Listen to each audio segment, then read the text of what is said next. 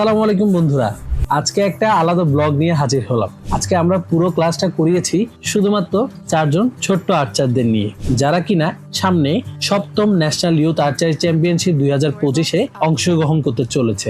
এই চারজন under 15 category খেলোয়াড়। ওদের নিয়ে আমরা একটা স্পেশাল ওয়ার্কশপ আয়োজন করেছি, কারণ বড় ইভেন্টের আগে একটু আলাদা প্রিপারেশনের দরকার হয়।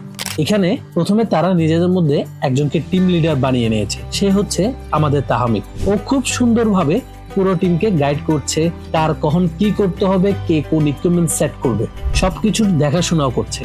তাহমিদের নেতৃত্বে প্রথমে রিদ্ধি ধনুক সেটিং করছে, এরপর আয়ান ও মুন্তাকিম স্ট্যান্ড ও বোর্ড সেটিং করার চেষ্টা করছে।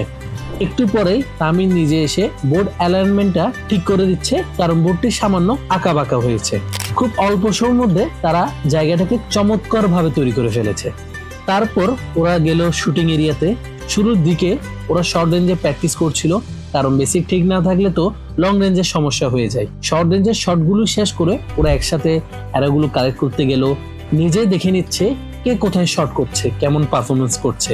একটু পরেই তারা তাদের নিজেদের অ্যারোগুলো পুল আউট করে নিচ্ছে। এরপর শুরু হলো লং রেঞ্জের প্র্যাকটিস। প্রথম দিকে রিদ্ধি ও আয়ান গ্রুপ করে শুটিং করা শুরু করলো।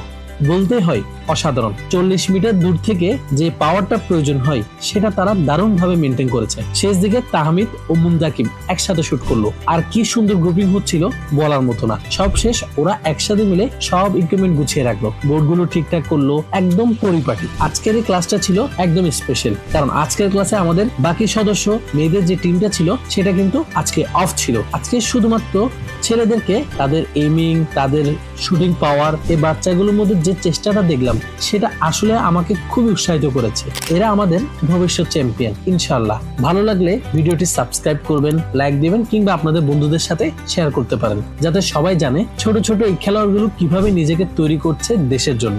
ধন্যবাদ, দেখা হবে পরের ব্লগে। ভালো থাকবেন, সুস্থ থাকবেন।